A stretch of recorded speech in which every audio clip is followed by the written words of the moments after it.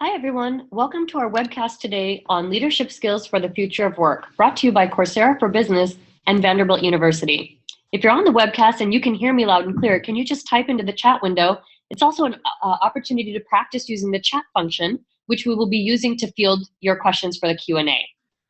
Fantastic. It looks like people can hear me loud and clear. My name is Anjali Agarwal, and I'm a senior marketing manager here at Coursera in our for Enterprise. And we're thrilled today about having you join us for our webcast. The world of work, as you know, is rapidly changing due to technology, globalization, and a new generation of workers. And in this landscape, the ability to identify and develop capable leaders will be key to business success. However, companies like yours are struggling to see what lies ahead and to help potential leaders develop the skills they will need. And today in our webinar, our panelists are going to discuss what are soft skills and which ones are in demand for future leaders, where can L&D leaders find corporate learning programs for leadership development, and how to measure the ROI of soft skills training. We are super excited today to have two great speakers. Moderating our discussion today is Zaid Badwan, Customer Success Manager at Coursera. Zaid joined Coursera to build its customer success program. With 9 years of experience in learning and development, he brings distinct insight from partnerships with industry-leading companies such as Google and Salesforce. Before joining Coursera, Zaid was a senior account exec at Vital Smarts. Zaid nurtured the customer journey, curating training for custom client needs. And after 6 years in Chicago's healthcare, airline, and manufacturing industries, Zaid moved to Silicon Valley to help top tech companies solve challenging problems and doubled business lines. Zaid graduated from DePaul University in Chicago with the BA in Marketing and Entrepreneurship. And we are thrilled to have Professor Kimberly Pace joining Zaid in conversation today. Kimberly Pace is professor for the practice of management for the Owen Graduate School of Management and teaches a module of the Leadership Toolkit for Managers course in Vanderbilt's Business Essentials specialization. She uses her formal training in the performing arts to bring a unique perspective to business education and practice. Professor Pace teaches communications courses for students in the MBA, MSF, MAC, Executive MBA Accelerator, and MMHC programs. And as the CEO and co-founder of Executive Aura LLC, she coaches leaders in executive personal branding and in building positive corporate cultures to execute strategy. She helps executives understand the unique value they bring to their company, staff, clients, and customers. Professor Pace teaches in the leadership course in Vanderbilt's online Business Essentials for Managers specialization. The other courses covered in Business Essentials specialization are innovation, strategy and operations, finance, and accounting. And again, if you have any questions for our panelists today, please use the chat function to panelists or participants so that we can field your questions, and we will have time at the end for Q&A to address those. And now, without further ado, I'll hand it over to our moderator, Zaid. Thank you, Anjali. Hello, Professor Pace. Hey, Zaid, how are you today? I'm pretty good. It's still pretty early on our coast and afternoon by you now, right? Yes, we're right up at straight noon here in Nashville, Tennessee. Well, thank you all, including Professor Pace, for joining Coursera for Business this morning or afternoon. Just to set a bit of context, I wanted to walk everybody through a bit about Coursera. So Coursera is currently the global leader in online education from the world's top universities.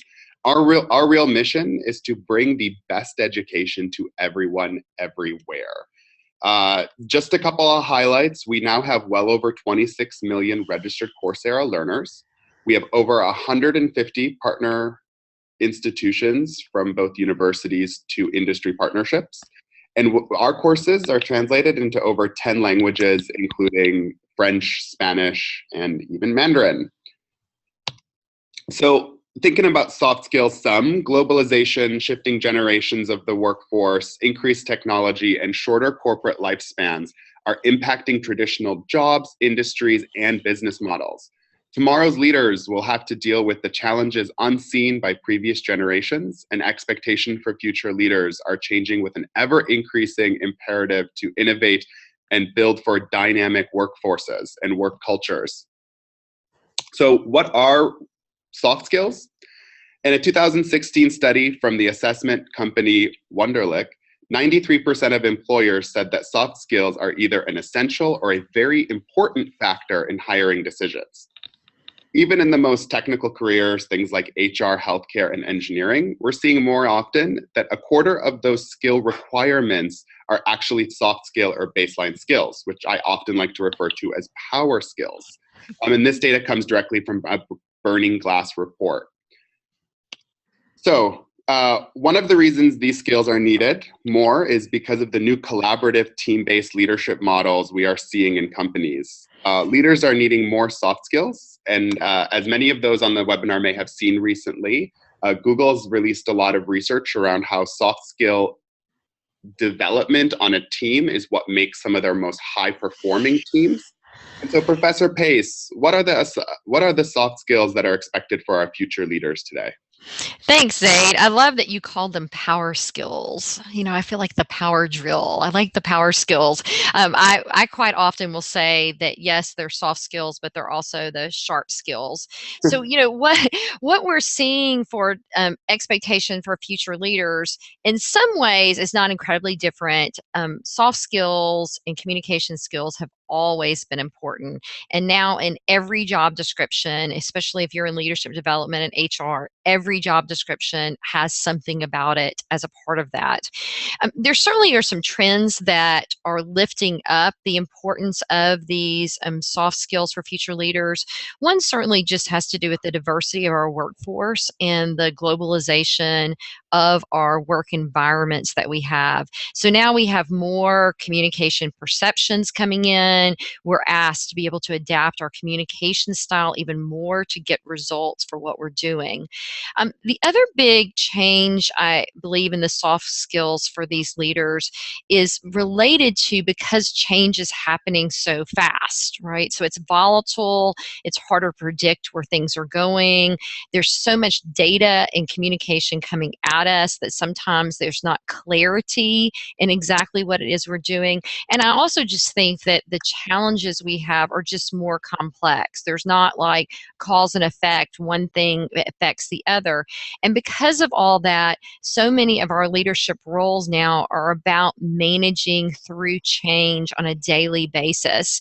And so being very strong, not just in our logical content, but also of our emotional content.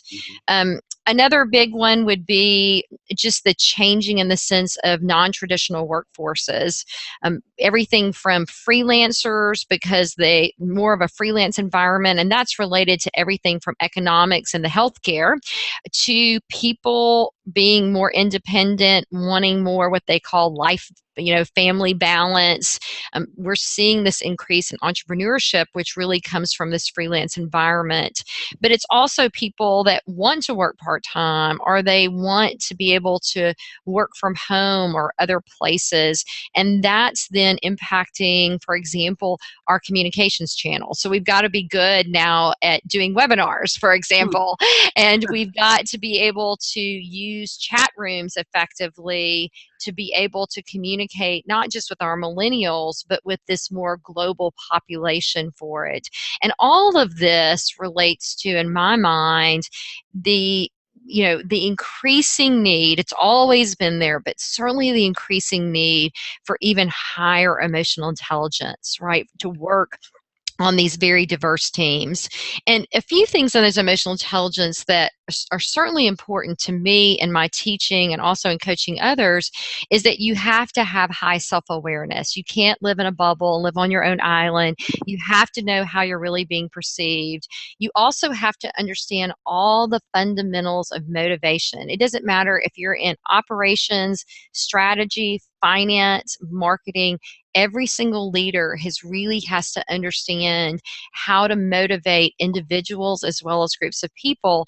And then I do think because of the diversity of our teams now, we've got to even be higher in what I call self-regulation and that emotional intelligence. And that's being able to handle these different cultures, these different points of view. We need all that for innovation, but it also, the more diversity we have, the more conflict we have. So we've got to be very good at not only reading it, but also managing ourselves. So all of those different reasons are why it's really influencing these soft skills and the focus on them for our future leaders. Yeah. And I think, Professor Pace, what you've proven with your course, Leadership Toolkit for Managers, is that these skills more than ever are trainable things we can develop, practice, and master and become better at, where for a while we thought you either came with these skills or you didn't. Oh, certainly. I mean, now all of us are born with what I call talents, right? So I have friends, I can certainly look at a financial spreadsheet, but I have colleagues that teach with me at Vanderbilt that can look at it and immediately see the trend of what's Right. taking place. So we all have different talents, but I definitely agree that you can build skills and gain almost like a workout plan, those skills to really develop those that you can put into best practice. Sure. Professor Pace, in a 2016 Deloitte survey of millennials, 63% said that their leadership skills were not being fully developed, and that millennials are craving continuous feedback and want a place where they feel like they're being developed and truly valued. Yes, I mean that's certainly true. I mean, I have the honor of teaching about 400 of these millennials here at Vanderbilt right now. I want to tell you, right? I'm right in the middle of teaching all of them, and they really do. We hear sometimes the millennials get some really hard pushback, but the reality is they want to have meaning in the work that they do, and they also want to always be learning. And so we have the opportunity to really expand our leadership development within our companies because of the millennials that are craving it, not just every once in a while, but they're craving it all the time. Yeah, absolutely. And the other thing, Zaid, in my mind, as you can see, and my communication gets excited, but I think the other thing about this sense of what's happening with millennials is that leadership development individuals and HR departments, I'm at least hearing in the companies that I work with, are being really pushed on things like hiring and recruitment, and they're being tracked on employee engagement and what's taking place, and they're also being pushed on retention and impacting those retention numbers. Right, so all of this in this employee engagement world for me relates to culture, but as a part of the core culture, the amazing role of all the people that are here on this call with us is that leadership development and training is core to helping to build that culture. So it's an exciting time to be in leadership development right now, I believe. Yeah, I absolutely agree. As we talk about learning and development teams, Professor Pace, I think about a lot of the experiences that we're currently having at Coursera relative to what we're hearing from these organizations. Mm-hmm. It seems like many organizations today are saying things like, we're going through a transformation of being a manufacturing company and needing to become a technology company, or being a finance institution to being more of a financial technology institution. So one question that I actually have for the audience, and if they can just please chat right into the box for us, is as you think about what transformation your organization is going through today, whether it's been overtly stated by your organization or not, many of us can think about what transformation our organization is going through. If you can just give us a rating on a scale of 1 to 10, where 1, you feel like the skills that you're currently working on to develop within your own organization map very well to the transformation your organization's going through, or if you feel like a 1 being that the skills are not mapped very well, and a 10 being that they are mapped very well to the current transformation that your organization is going through. If you could just chat that into the box so that we can continue the conversation in a deep and meaningful way. So we're starting to see some numbers come through. We've got a 5, a 1, an 8, an 8.5. People are starting to put in half numbers here. And from some folks as well. So it seems like there's quite the spectrum between folks who are really mapped well to that transformation and those who haven't yet. That provides a lot of space. Well, and Zaid, one thing I can say about this sometimes, and I would love to hear from anybody in the audience that wants to share about this. Sometimes this directly relates to how well senior management have clarified what the transformation is we really need. Right. So, I mean, I do find that leadership development people are always looking for that. We're trying to map, but some of it can be related to, is that been clarified for that? Or it can be maybe they've said, senior management has said, this is the transformation that we're going to, but they haven't maybe given the resources or the time to really thinking about what are the skills we need in order to get there. So there's probably a combination.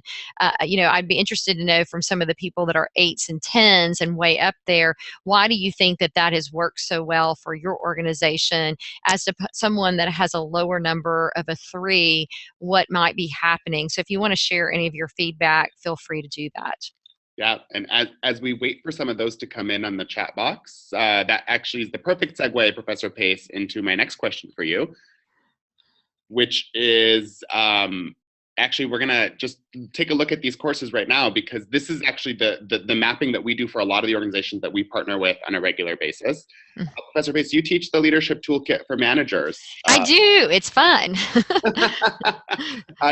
Do you see a lot of opportunity to map skills a lot of these organizations are going through, that a lot of these organizations that are going through these transformations directly to courses like leadership toolkits for managers? Yeah, I mean, definitely, sure. I mean, so for example, I'm a part of the leadership toolkit, and so I'm really focusing on communication skills and executive personal brand. So how do you, for example, really communicate before people meet you, when people meet you face to face, and after people meet you, and really building a model for that that people have to build out, that then they have to go put into practice. So that would be an example of that, where, for example, in one of our 4 courses on strategic innovation, every company I hear is talking about, okay, we've got to be 5 people can't be doing innovation. Innovation's got to happen within the whole organization.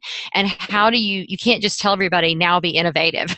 You actually have to teach them and map to helping the organization as a whole become more innovative. So that would just be an example of, depending on the transformation that you're trying to take place, making sure that you pick the leadership tools that you need in order to develop those managers. Great. So, Professor Pace, let's talk a little bit about every L&D's professional's favorite topic, which is ROI. How do you see ROI on soft skill training, and how do you measure this? Yeah, so I I always love this, because people will always be like, well, it seems like you really can't track that. We can track our numbers, we can track our results, our financial results, but how do we track things like employee engagement or culture or even soft skills? And I would say that you can measure the success and create models in order to do this. One of the ways that I do it as a professor, but also in the toolkit, for example, in the leadership toolkit, is the importance of using rubrics, like actually giving people rubrics that are like a workout plan. So I have a personal trainer. Now, that doesn't mean I'm in phenomenal shape, so in all great honesty, but I have a personal trainer, and my personal trainer is like, here's your plan. You want to be stronger in X, and here's your workout. And, over 4 months now, I'm like, oh my gosh, I'm really stronger, and I can pull up my shoulders in a different way. So there is workout plans that you can do, and you can track it. You can write it down just like you do a plan and a dashboard for your personal training. You can do that also for soft skills, and you should track those success. And an example would be, like if someone is not good at leading meetings, you can provide training, you can provide a rubric, but then you can actually put it into play where you are getting feedback, and that you can say, okay, these 4 areas I have improved in leading meetings, but this area is still a skill I need to develop to be better at that. You can do that for speaking, you can do that for writing, for all of those areas of soft skills. And I also just really believe in, the power of setting up 360s that are more organic, that are not just kind of the twice a year, but that happen on a regular basis. So if let's say that I'm not good at leading meetings and that's a soft skill I want to work on, not only do I have a rubric, but I'm going to give the rubric to 3 people that are going to attend that meeting. And as part of my management, I'm going to ask them to be responsible for filling that out and being honest. And then I'm going to ask them to bring me back recommendations of how I can improve it the next time. So setting up those organic systems as well as dashboards that really do track those success. Great. Love it. And in the spirit of incorporating some of the questions that are coming in from our members, we've got a participant wondering if there is an opportunity to demonstrate a sample of a rubric. And yes. If so, where, is that something maybe we can talk through just for a few minutes, Professor Pace, and then we can set something out later? Yeah, I'll just give you an example because it's just top of mind right now. I'm in the middle of teaching MBA students how to do what I call personal brand pitches. So really, how do they communicate their unique selling proposition and what makes them stand out within a company, for example. And so I have a very, a rubric on a 1 to 10 scale. It says 1 to 4, here's the ranking of this. In the middle here at a 9 and 10, what looks like below expectations meets expectations and above expectations. And for this particular one, it focuses on things like one of my traits is organization. One of my traits is, and there's a lot of things around that, is creativity and memorability of the individual. And then specifically like gestures, connection and eye contact, and then the use of your voice. So we really plan that out in a tracking mechanism so that you really have rubrics that individuals also can see their own professional growth. And that's really important, that you're not running everything, but they can also say, oh my gosh, I was a 4 here and now I'm an 8. And now what does that mean to me? And how does that translate into being a leader and a manager? So for all of those things, you can set up rubrics for those. Yeah, absolutely. Professor Pace, we're also getting a question about what is covered in communication skills that you develop specifically. So if I think back to my time at Vital Smarts and the work that we did around crucial conversations, what we were really focusing on at that point was conflict resolution. So how do you step up to some of those most difficult conversations in a way that's thoughtful, and it also doesn't hurt the relationship, but also improves the relationship? But that's just one piece of communications training. Right. From your perspective, Professor Pace, what are the top 3 things that need to be covered for communication skills? Yeah, so, when I think about communication skills, first of all, I just want to tell you that I package everything in my mind in creating a model. And there are a lot of different models out there, but I need a way to talk about things and how they relate to each other. So, for example, in this leadership toolkit, I'm focusing on the model of really how to build an executive personal brand. And in this model, it's for you to make sure authentically that how you want to be perceived within the organization is actually being translated out into the organization. And higher up in the company you go, the more important this is, because you can't sit down and have lunch with every single person if you're managing a division of 50 or 500, or you've got 20,000 employees or 100,000 employees. And so you have to be very aware of perception. And then based off of that, you can look at things such as your writing or your online presence or your presentations or the way you lead meetings, the way that you use your emotional intelligence, the way that you thank people, the way that you follow up, and all of those together, I think, is what builds it. What I find quite often in communications is that people separate it almost all too far out, and so, which is fine. You need to go deep sometimes, but let's say that you go really deep in presentation, but then that executive or that leader is sending out emails, and the start of their emails is, as I have already told you, as the start of their email. I don't care how good their presentation is. Everybody in the company has just joined together in disliking that leader. And so all of it has to fit together. You can it's the exact same thing. You could have a really impactful meeting and then not handle conflict well in the hallway, and it reflects on you, and it's all interconnected. So if anything I try to really get in is the importance of why these things need to be interconnected. You can teach them deeply, like you can go and teach, for example, active purposeful listening in a very deep way and a whole day of focusing on that. But in the end, it has to be a part of the greater picture that you're trying to really communicate as a leader. Yeah, absolutely. It makes me think of my experience in L&D, Professor Pace. I think all of us in the L&D world, this stuff feels natural to adapt and identify, but for those not in the L&D world, it's not. And so your comment about modeling or models is critical. I think what we would teach for a long time was this plus this equals an effective conversation. So if you're able to create that structure and that model, it's much easier for people to grasp and see it and feel it in their everyday work, as opposed to this high level, here's how you should, communicate. Right. Totally agree with that. Right. So keeping things moving, how do you go about developing leadership skills so people will actually use them in their everyday world? I think we just talked about this a little bit, but if you would like to elaborate a bit, Professor. Yeah, I mean, there are a few things that are really important to me. One is you do have to make it an experience in which they put things in action. So, at least in the training that I do, I think benchmarks and case studies are always very important. You maybe teach them a skill, but then they must practice it in the leadership development, right? They have to practice.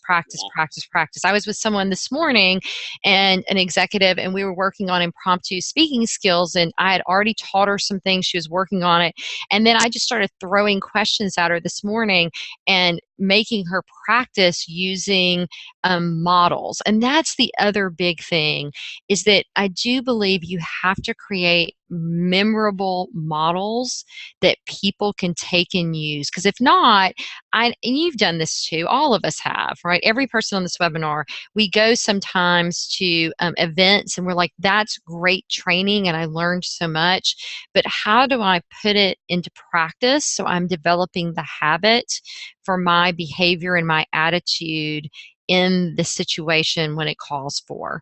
And so I think practicing within the sessions, you do it, but then you have to hold people accountable and create models that they can do that.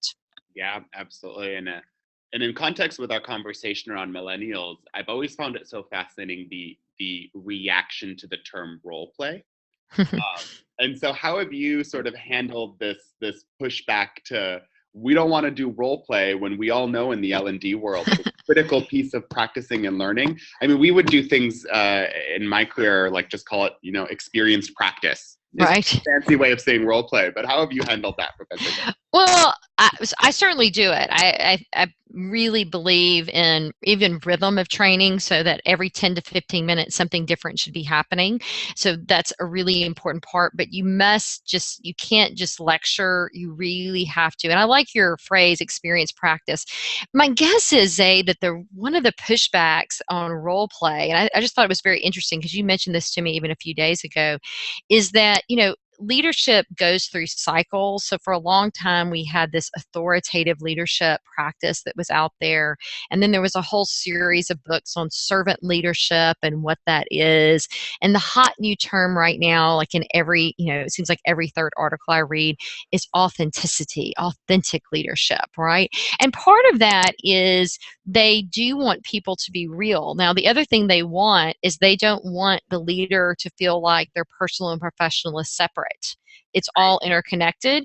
They want to see their leaders tell real stories about themselves and their strengths and their weaknesses and their value system. And they want to feel free that they can also share that within their own business for what they're doing. So my guess is the sense of role play doesn't feel authentic to them. So I think maybe you and I and others, maybe if anybody on the webinar has another good way of not calling it role play, if you use some other creative word that sounds more authentic, or you want to use your marketing, share that with us. Maybe we'll create a new term today that we can publish. I find what you're saying fascinating, Professor Pace. In my experience, what we found was about 75% of folks who were learning new soft skills or communication skills wanted to use a personal example to guinea pig that skill with. I Right. think it says a lot about this meshing of professional and personal life. A lot of the organizations we partner with would say, no, we want them to pick a work example. And our pushback to that was, let them pick a personal example, because that's a place it's easy for them to test these new skills that they've learned. That way they will develop that skill in a safe environment, and then those will naturally translate to their everyday work life. Right. I totally agree. Now, I must just say, Donna, I love your reality modeling. So that's a new word. Reality modeling of what this is. And I agree. Also, just some other things I'm seeing here, like Robert, I do think that one of the things about experience or practice or role play is that if they feel like they're in a safe environment, and I think that is just also an important thing for any leadership development, is that people feel safe, which might be, I hadn't really thought about this into this moment, why some millennials really love online learning, because it feels really safe, right? Because you're not being judged by maybe a whole group of real people. It's a safer, it's easier to have the conversation and even get feedback. Because I know in our leadership toolkit, I do a lot of peer things, but the peer things are online, right? So it maybe is a safer environment too. That's interesting. Yeah, absolutely. And maybe it becomes the job of L&D or the facilitator in the room or the facilitator online to really create that safe space for folks to be able to share. Exactly. Professor Pace, how can L&D managers prove the importance of leadership training? Yeah, so this is one, I'm so glad you asked this question. One of the things that I see, and I know all of you on the call also deal with this, so feel free to share any of your insights of how you do this. But I do think that hard facts are really important, right? So the return on investment for retention numbers, making sure that we're giving data points, and some of those data points need to be financial data points, so that the CFO and the other major leaders within the company they really understand not just the soft return on investment, but what I call the hard numbers. The other thing is and this gets back to what you said earlier about mapping to the transformation. I think it's really important that in everything that we talk about in leadership development, that we're always communicating of how this is moving our company's strategy forward, right? And we're tracking that and sharing that with leadership. Sometimes I will be called, Zaid, and be asked to do some sort of training on something, because let's say sometimes I'll get it because a board member will complain to the senior executives, oh my God, all these board presentations are horrible. Bring Kimberly in to work on something. And certainly that's what I call a specific competency or skill that needs to be improved, right? So we want to do that. But then one of the questions I always ask is, why is this right now important for the strategy that you're trying to develop? Right? So that transformation that you're trying to go through. And what are your top 3 strategic directions for the company? And then specifically, how does leadership development support that and match that? And I think we have to say that because, most of our work in leadership development is not trying to convince people to come be a part of it. It's actually convincing our peers across the organization and our 1 or 2 ups, depending on where we are. And that whole kind of landscape of being persuasive within the whole system is really important for leadership development. Yeah, absolutely. Professor Pace, a quick question coming in from the listeners. How would Sure. you define a difference between learning development and leadership development? And how are they similar to you? Learning development and leadership development. I feel like this is like some great topic of somebody's published article, right? Or I call this like professor speak too. Like I have to, think about it a bunch of times. I will just tell you, I'm not sure that there really is anything majorly different, except that if you are looking at the whole spectrum of what I call the longer term development. So, one of my passions is how do we in companies look at people that are new to our company, that are kind of first out of their career, all the way to our top executive leaders, and are we not and we make sure that we're offering learning development, almost like if you think of like childhood development or teen development. How do we imagine someone that's coming out at 21 straight out of college versus someone that maybe is in their 50s, is in the peak of their career and a top executive? And are we really looking at the learning development throughout their lifespan, right? Where maybe the person is using leadership development as they're already in that leadership position, or they're what we call that catchphrase, emerging leaders. Like they're not there yet, but we've identified, because how strong they usually are on execution, that we need to train them now to not just be good at execution, but to be strong at the specifically a leadership role. Because everybody isn't meant to be a leader, right? I mean, I know executives that are paid big salaries that maybe have 3 people on their team because of the niche that they're in, and they're so good. And I wouldn't necessarily say those people were great leaders, but that team can do brilliant work at X.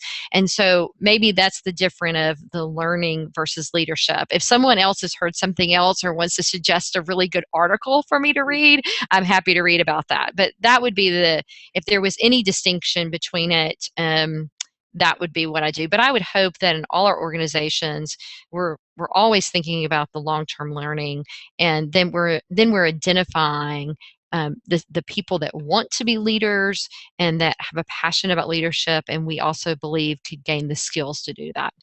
Right. Perfect. And I think that leads us into our next question, Professor Pace, about developing successful leaders. How do L&D managers design learning programs to specifically nurture successful leaders at their organization?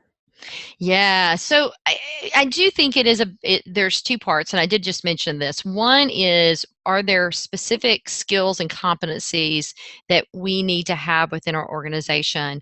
And I call that kind of that horizontal, like what do you need now in order to be successful for it?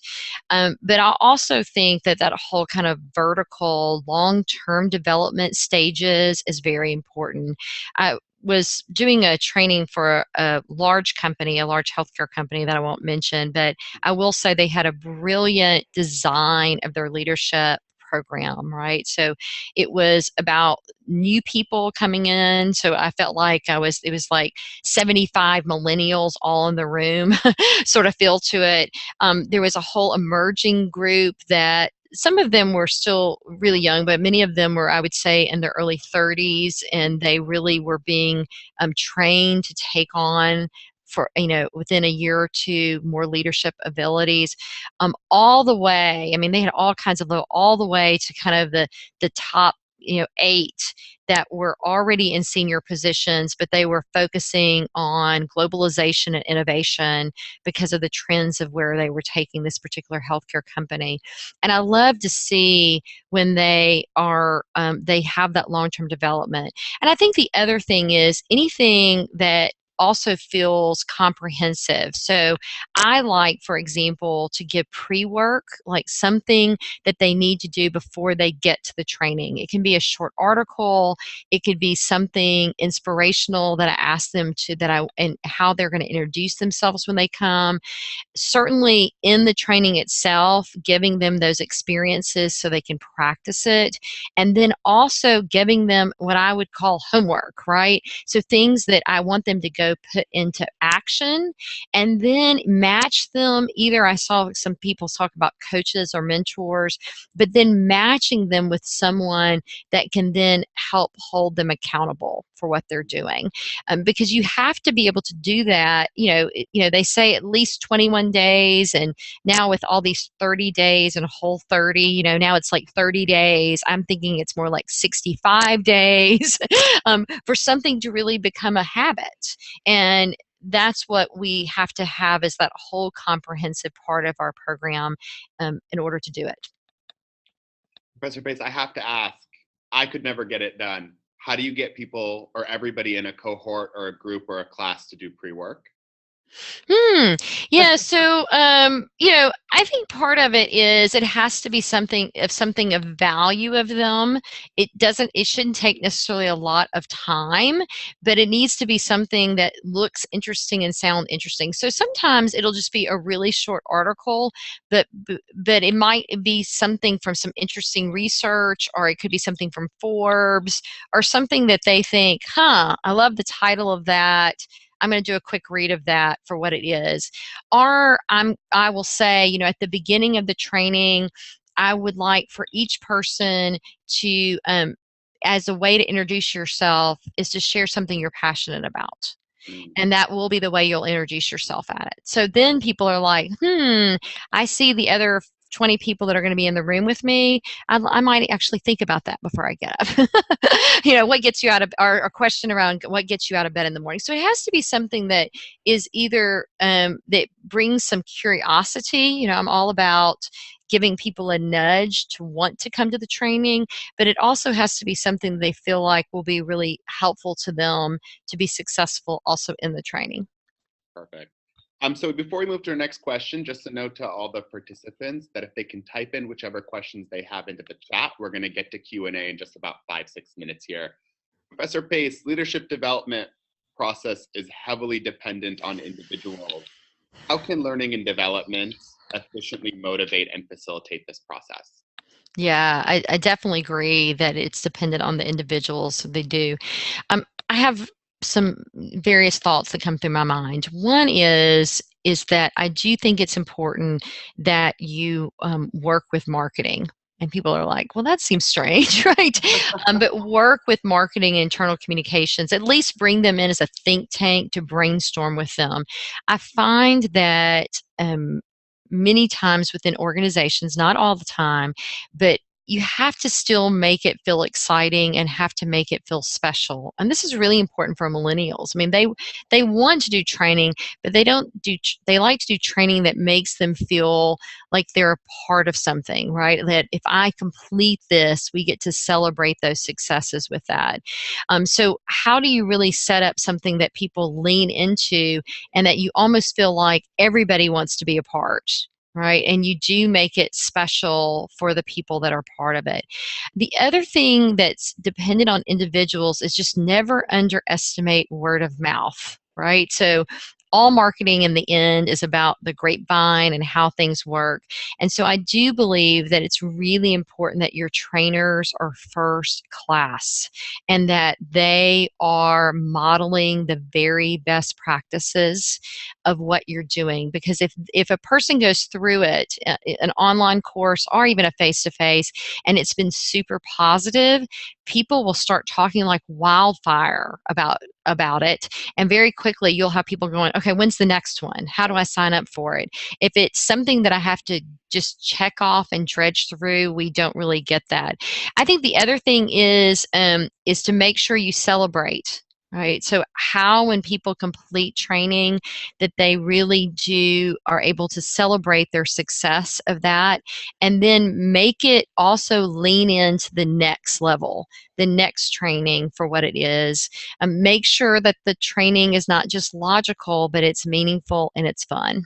So those are just some ideas that I have about how to get people engaged. And the other great thing is we were talking about millennials earlier, is anytime you can give them ownership so they can choose. I mean, people love to be able to choose.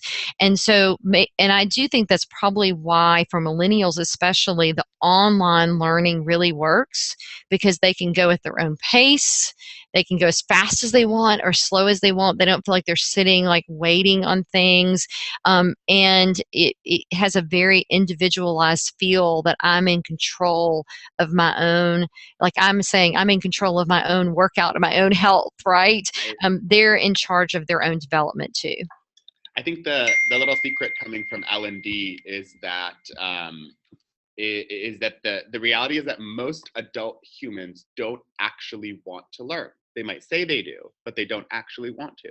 And so it becomes the L&D's function's sort of job to motivate learners to not just show up, but engage and to learn. And it's things like mapping directly to a transformation, or pulling on the heartstrings, or using marketing's power to really motivate learners to engage and to learn becomes absolutely critical for the success of any initiative. Exactly. Totally agree. Professor Pace, the concept of leadership is constantly changing. It's moving from traditional top-down hierarchical structure to team-based leadership. How can companies prepare for the change and nurture future leaders?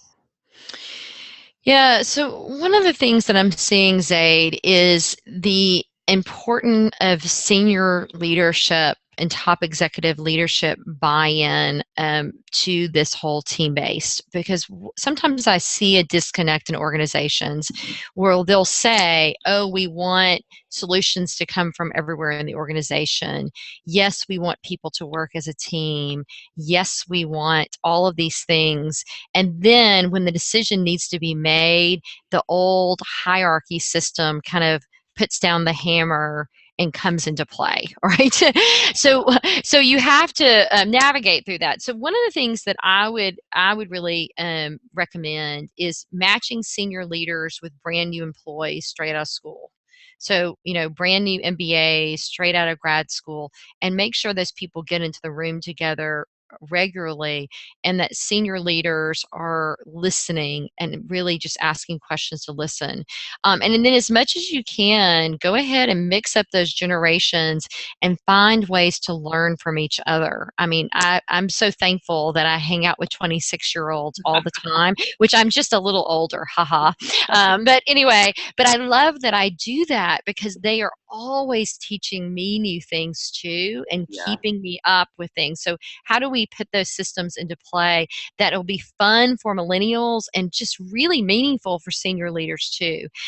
The other thing is to not push back on new ideas.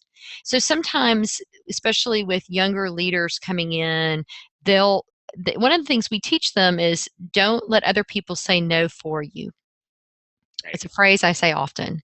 So if you want flex time, you want to work from home, you want to start using chat room functions, we want a Facebook for internally for our company. When you hear those things, even in leadership development, but also for the organization, how do we teach and even give permission to groups of people to do pilot studies, right? And just like we would in clinical trials in healthcare, but within our organizations, how do we create and let other people run pilot studies that then shows results in order to get the buy-in? I also think in our leadership, and as part of that training of team-based, is what I mentioned before, of mixing professional with personal. When leaders can get up and tell real stories about themselves and their communications, their soft skills, what they've learned, even what they've learned from failures and mistakes, that inspires people and connects with people of what that is. I also think that companies, and this has to do with just how fast the change is happening, have to be, an expert at trends. You got to know what's going on, knowing what's happening to your competitors. You've got to study the technological trends that are happening, and you have to make space in your life especially for leaders, to work on the business, not in the business. Like I have this vision of leadership development programs sometimes having just space for people to come and really work on strategy or work on some new vision of what they're doing. And then my final thing would be to prepare for it is just to make sure that you're doing everything possible to give the grassroots a voice. Right, that they really feel empowered, and that you don't just give them a voice like through a suggestion box, but we find ways that we're really listening to them. So those are some of the ideas that I have. Great, perfect. So we are at the time where we want to open it up for additional questions, thoughts, concerns from anybody on the call this morning or afternoon, depending on where you are. So I'm going to pass that over to Anjali. Yeah. Please write in your questions to the chat, address them to all panelists or all attendees. There's also a Q&A function that we're moderating. So please go ahead and type in your questions, and Zaid will start throwing them out to Professor Pace. So let's talk about value creation is the key to help facilitate engagements. Any thought on that, Professor Pace? Okay, so what's the particular question? That's from Carl, and he's Okay. value creation is a key to help facilitate engagement. So if he's asking Yeah, if yeah. you have any thoughts on that. Yeah. So and Carl, and clarify, feel free to type in and clarify for what that is. At least what I'm hearing in that question is that they have to know the value of their time, the value of their energy, and what is, in the sense, their individual ROI for that. Right? So, to get people to be really engaged, they have to know the value. So, for example, I was working on an IT project within a company, and they wanted to create a group of kind of what they call ambassadors. And so we created a value creation. And one of the values that we gave to people is, in this particular company, they had cut a lot of the budget for leadership development that particular financial year. We've all experienced that. And one of the things we said is as an ambassador, you get access to all this investment in training during this time. And talk about, like, we were hoping we'd get like 150 people that would sign up, and like 800 people like this signed up. And part of it was that we had given them, not just some excitement, and then this wasn't going to be typical, and this was going to be fun, and it wasn't going to be boring, and we had some interesting ways in which we talked about it and that we promoted it, but that we also did give them kind of the value of that. I do think in our promotional materials internally, we do have to make sure that we're saying, like, why is this a good use of your time? Because we get pulled in a million different ways. And then I always find that at the end of every training, that you really have to ask, what's one thing, not a million things, but what's one thing that you will take from today or from this hour or from whatever it is that you will put into practice. And sometimes it'll be something really simple that someone will say, like, about, oh, I need to start all my meetings with a grabber, something to pull in attention. And for me, if they can take that and put that into practice, that not only do I find it's been a valuable investment of the leadership development, but they have stated for themselves what the value is. So we need to share that up front, but we also need to give them the opportunity to state for themselves what the value is of that time they just spent. Great. So we have time for one, maybe two more questions at most. Margaret asks, we are talking a lot about leadership skills for existing managers and employees. What about leadership skills for young people who are just starting their careers? What approach would you recommend for developing their leadership skills, and what should we focus on? And if we've got time, Professor Pace, we can even elaborate to folks who haven't even finished college yet. Yeah. So let me talk about people like straight out of college. So that'll be like our first hires that we do. In those situations, you do have to give some leadership training that is more what I would call in the category of just professional development. Like even though in college, even at the best colleges that people go to, they come out and they know they want to be seen as, for example, a business leader or a marketing leader or a financial leader, but they don't know, like, I would say, the basics, like, you know etiquette, right? How to order at a restaurant when you're with a client, how to email or chat and not use emoticons immediately. What does business casual actually look like? Right. I find myself like in the hallways, like with master finance and master accountancy, they're straight out, almost all of them are straight out of undergrad. And I find myself like standing in the hallway, like fielding one question after another that are what we would consider really basic.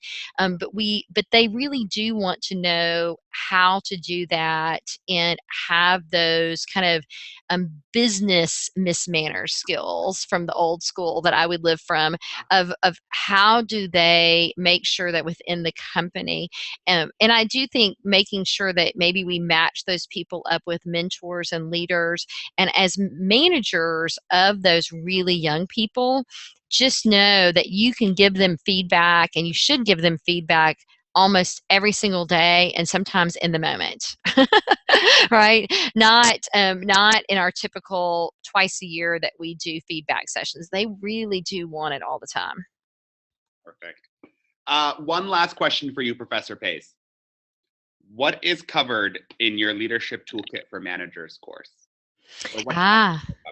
Yeah, so there is, I'm really honored, in this whole section on the leadership toolkit, first of all, we have the courses, leadership, strategy and operations, finance, accounting, and strategic innovation. And in leadership specifically, there are things on building teams, right? So we're looking at ourself. I'm really kind of focusing on the leadership of yourself and understanding yourself. We're also looking at how to lead teams. And one of the things that I love about that toolkit too is that there is a full simulation as a part of it, that Professor Ray Freeman is leading, about how to really put that leadership into practice. So everything from going from self all the way to building the team and how those team dynamics are a part of it. So anyway, my part is focusing on the self and your self-awareness, and then my colleagues are focusing on the team portion of leadership and the management.